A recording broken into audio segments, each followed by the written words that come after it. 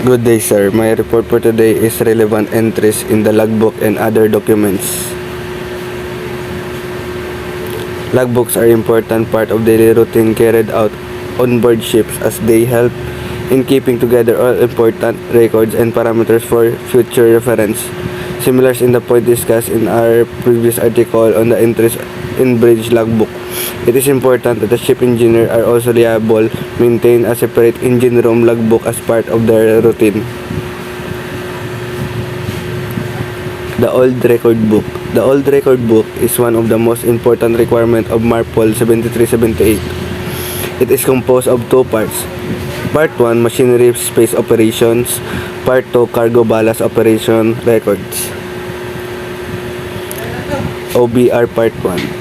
It should be completed on each occasions on a tank-to-tank basis. If appropriate, Regulation 17.2 of the revised Technical Annex 1 requires that the oil record book of machinery space operation entry should be completed whenever the following operation takes place in the ships: ballasting or cleaning of fuel oil tanks, discharge of dirty ballast or cleaning water from fuel or oil tanks, collecting and disposal of oil residues, discard overboard and disposal otherwise of bilge water, bulkering of fuel or bulk lubricating oil.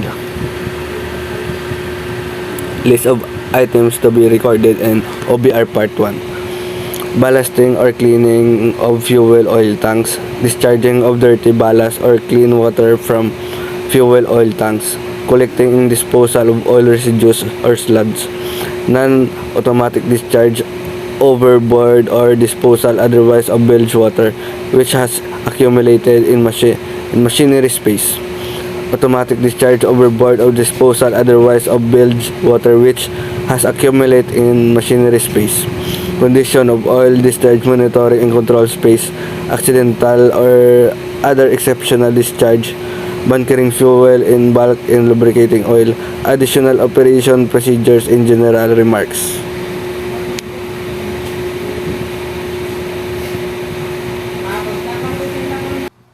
ORB Part 2 Cargo Ballast Operation Tankers. Loading of oil cargo, unloading of oil cargo, international transfer of oil during voyage, crude oil washing o cow tankers only, cleaning of cargo tanks, ballasting of cargo, discharging dirty ballast, discharging of clean ballast contained in the cargo tanks, ballasting of dedicated clean ballast tanks, CBT tankers only, discharging of ballast from clean ballast tank, CBT tankers only, discharge of water from slap tanks in the sea, disposal of residual and oily mixture no otherwise required, condition of oil discharge monitoring and control, accidental and other exceptional discharge, additional operation procedures or general remark.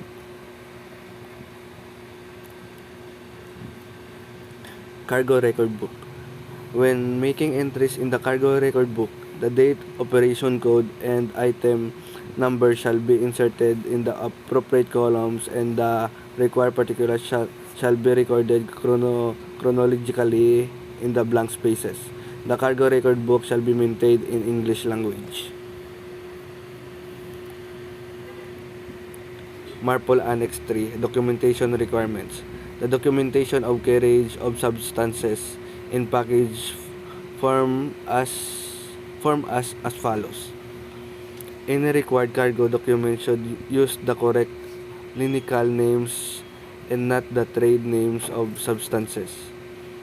On the documentation of carriage of harmful substances, a further identification of the substance as the marine pollutant should be provided. Shippers should supply certificate that harmful substances offered for shipments are properly packed, marked, labeled, and placarded as appropriate in order condition. Ships should have a manifest or a specialist that identifies harmful substances being carried and including their location. A detailed storage plan is sufficient.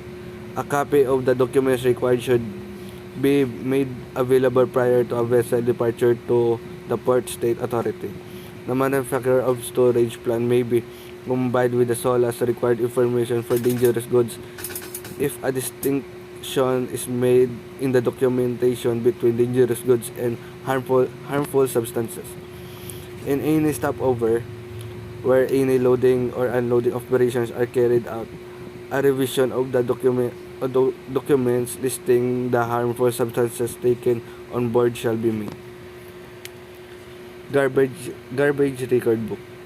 The discharge of incineration record is to be recorded in the garbage record book and be signed for on the date of incineration or discharge by the officer in charge.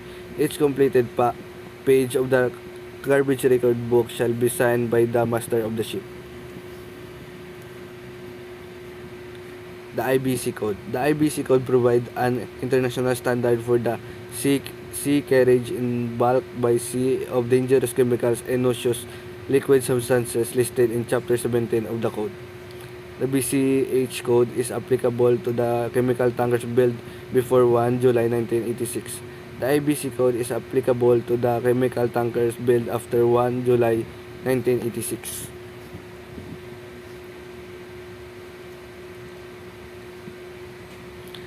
The IMD code was developed as an international code for the maritime transport of dangerous goods in package form in order to enhance, harmonize, and safe carriage of dangerous goods and to prevent pollution in the environment.